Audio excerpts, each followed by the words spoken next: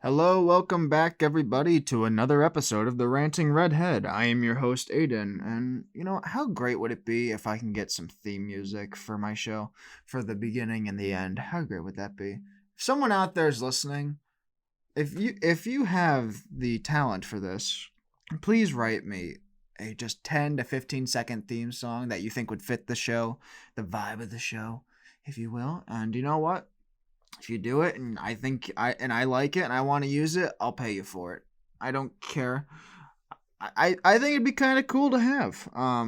But hey, you know what? No rush. If you can, great. If you can't, fine. I'm okay with either. But it was just a thought I have. So today I want to talk about the fact that I finally saw The Batman. Um, Today is the 28th of March. I saw it yesterday.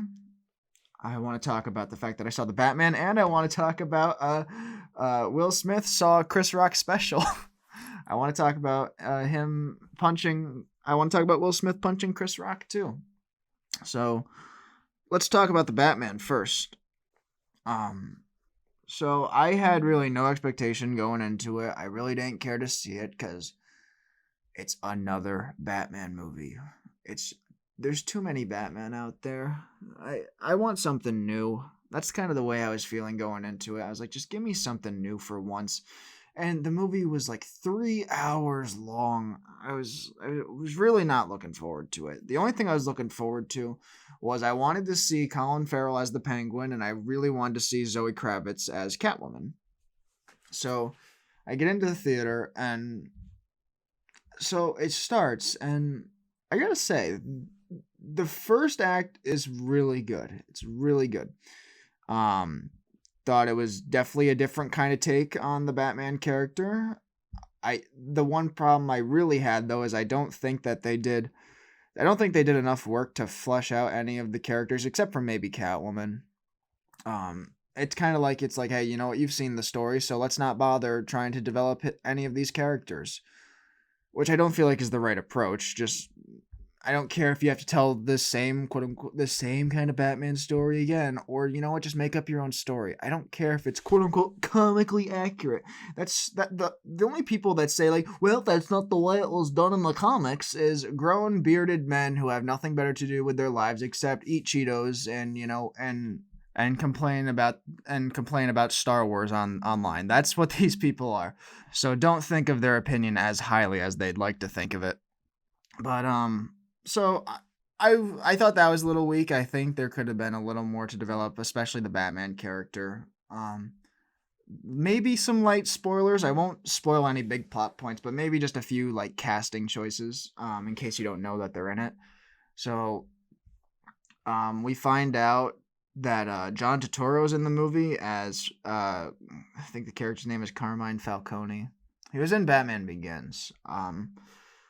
And I like John Turturro a lot. I think he's great in most movies. Love him in Oh Brother Where Art Thou. But I I don't know. I don't know if I'm getting like narcoleptic in the theater or something, but when he was on the screen, I'm like whenever like for a good hour for some reason, I was kind of dozing a little bit, and I'm like, I'm doing this in a Batman movie. This should not happen, and it's because I think that the movie is way too long. I think you could have, as much as I love Colin Farrell as the Penguin, but I think you could have easily written around him, and you didn't really need him in the movie. I think he was kind of, like I said, light spoilers. He was kind of just like a red herring. He wasn't really essential. He was just there to trick you. Um, and I thought that the action ranged from very good to confusing. Like I don't know, there was a scene. I mean, it's in the trailer where Batman is chasing the Penguin. Looks great. It's just I don't know. I don't think it's shot very well, and it's shot. There's too many cuts. I would have liked to have just seen a little more fluidity in the filmmaking. I would have liked to have seen just something like instead of cutting every 2 seconds, just give me like a straight one, just one shot that's at least a few seconds long. Give me one shot that's 5 seconds, and maybe I can understand like where the Batmobile is in regards to how far is he behind the Penguin. Stuff like that was a little bit bothering me. The third act, though, I thought it was pretty good. Thought it was a good payoff to the movie. Didn't like I said, didn't love it, didn't hate it. But I will say this. Even though I didn't know much about the movie going into it, I heard a lot of people say that Paul Dano as the Riddler was like the second greatest Batman villain after Heath Ledger as the Joker. And I gotta say, I can definitely see why. He's very good in the movie, very freaking creepy. I mean, my God, what I love is because I just watched the movie Zodiac, which is phenomenal.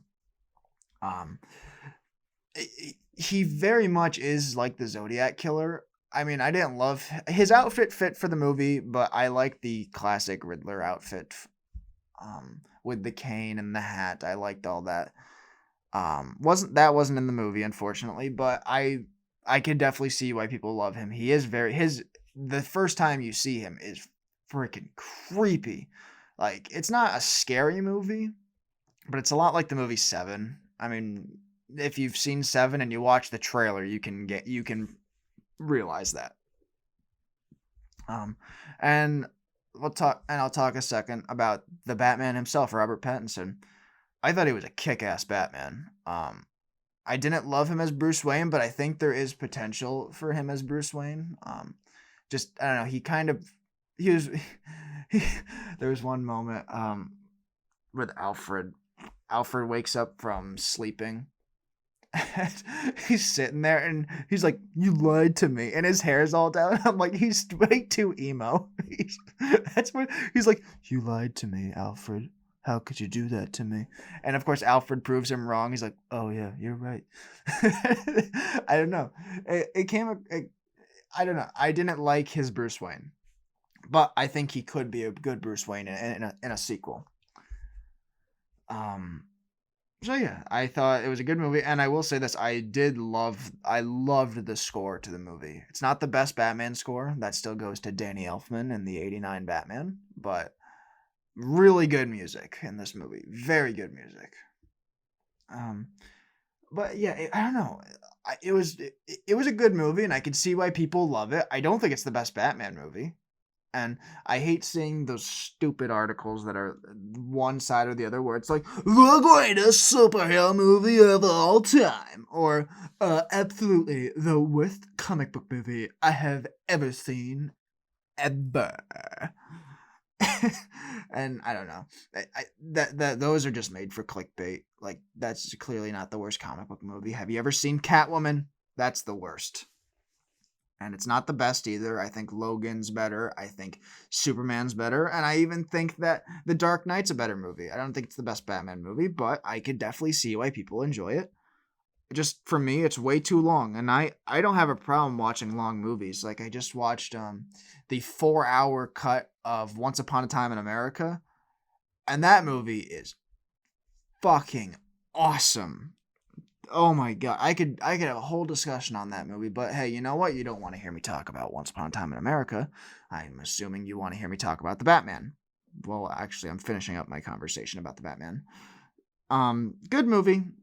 Didn't love it, didn't hate it. I would definitely watch a sequel. And Zoe Kravitz is hot. She's very good in the movie, but she is hot. There's a scene where she's in leather, and I'm like, God damn, she is very close to being like anorexic type skinny.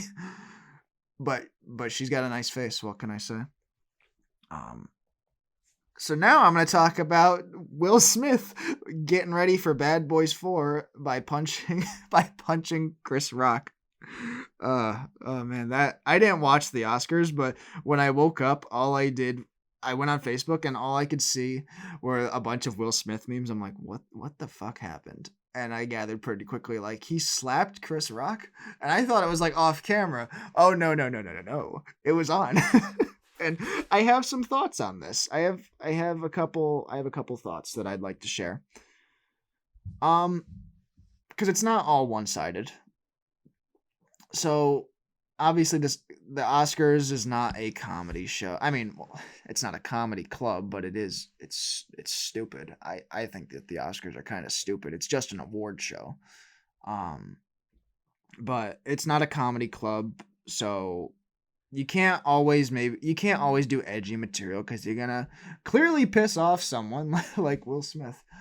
And so for anybody who doesn't know, Chris Rock looked at Jada Pinkett Smith and Will Smith, and Jada Pinkett Smith has alopecia, so she's starting to lose her hair. And Chris Rock said something like, "Oh yeah, Jada Pinkett Smith, G.I. Jane 2, can't wait to see it." And G.I. Jane is bald in the movie, so it's not. I don't think she's in the. I've never seen the movie, but I don't think she's in it. She might be, but I don't think she is. Um, and some people were laughing. It was definitely like one of those awkward laughs. But here's the thing: Will Smith was laughing. Like you could, like Jada Pinkett Smith was kind of rolling her eyes a little bit, but Will Smith was laughing, and I could understand like both of them getting upset by it. For some reason you can't joke about people's medical problems, and you know what, I could maybe understand it, but I mean, look, when I had COVID, I had the highest fever of my life. I had a 105 fever and I couldn't see properly. I was dying, I thought I was dying. And like a day or two later, like a couple friends of mine were like, "Hey, you still alive?" And I thought it was funny. I'm like, "Yeah, you still got to deal with me." I thought it was funny. So you can joke about any kind of medical problems, but you can't go overboard, I think. And some people thought he went over. I mean, the joke wasn't really that funny. And Chris Rock is a very funny person. I think he's one of the best comedians working today. But I've seen him do better work. It definitely wasn't his strongest point. But then Will Smith gets up, like I said, he was laughing. Will Smith was laughing, and then within a span of 10 seconds, he gets up, walks towards him, and hits him. And I think this is what was going on in Will Smith's mind. He started laughing, and then he looked at Jada Pinkett Smith, his wife, and said, "Shit, if I don't defend her, I'm not getting laid." So he went overboard and really told her and said, "Look, I'm gonna go up and hit him." And I saw the best meme. I'll read it for you. It says, "Got in one little fight about my wife's lost hair. She said, 'You better slap Chris or I'm having an affair.'" I thought that was really funny.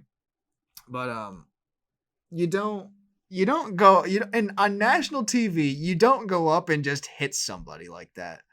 And how is it Will Smith was still allowed to how is it he was still allowed to be there? How is he not escorted from the building? I don't know. Like I said, and I think Will Smith's a cool guy, but how was he not asked to leave after that? You don't just go up and hit somebody. You're supposed to be civil about it. If you have a problem with a joke, you tell him afterwards in person, or you know what? I mean, this whole world today likes to blow everything up on Twitter. Start something there. Just just don't go up and hit the man. That's so stupid. And of course, there was a moment where Chris Rock, I think definitely we got a little bit like nervous because Chris Rock, you can kind of tell when he's trying to speak normal and then when he's going for a joke. And there's a moment where he's like, "Dude, it was a G.I. Jane joke." And Will Smith's like, "Keep my wife's name out your fucking mouth." And like everybody got dead silent. And I felt so bad for Chris Rock just because he's on national TV. God knows how many people are watching him. And he's like, "I have to say something like funny to get us back on track." And he's a comedian. Obviously, he's very quick-minded, but could you imagine all that pressure being in front of that many people? And Will Smith sitting right there. And he's like, that was the greatest moment in television. Decent save. I'll give him that. It was a decent save. But there's so many people that are like, "Fuck Chris Rock" or "Fuck Will Smith." No. And I saw something where it was like this one chick on Facebook that I know, she posted something like, "Will Smith, the ultimate husband, going to any length to defend her woman." Wouldn't you be embarrassed if your husband went up and just smacked the comedian? I'd be fucking humiliated. Like, "Will, why would you do that? How dare you have no manners?" And you know what? Jada Pinkett Smith, she's a big girl. She can take care of herself. I don't know. It's just, I mean, like I said, I can see I can absolutely see why Will Smith and Jada Pinkett Smith got pissed, but you don't go up and just hit the man and still be allowed to stay there. That's ridiculous. Is the fact that he wasn't asked to leave. That's the thing that kind of bothers me. It doesn't really bother me. I'm not gonna lose any fucking sleep over it. But I mean, like I said, if I was Jada Pinkett Smith, I'd be embarrassed about the fact. I mean, about the fact that my husband went up there and slapped the comedian. It'd be the second most humiliating thing my husband ever did. You know, after Men in Black 2. But I got this weird image in my head. Bear with me for a second because this is a weird comparison, but it's kind of funny. So I'm picturing, if you've ever seen the movie Fistful of Dollars, the big iconic scene in it, I'm picturing Will Smith as Clint Eastwood, and I'm picturing Chris Rock as like the bandits, and I'm picturing Will Smith like doing like, I don't think it's nice you laughing about my wife's hair. See, my wife don't like people laughing at her. Now, if you apologize like I know you're going to, I might be able to convince her you really didn't mean it. And then he just shoots him. That's the way I'm picturing it. Oh, watch that movie. Watch Fistful of Dollars instead of the Oscars or even the Batman. It's a much better movie. And you know what? That's how I'm gonna end the show. Thank you all so much for listening. I appreciate all your support. And I'll talk to you next time. Take care.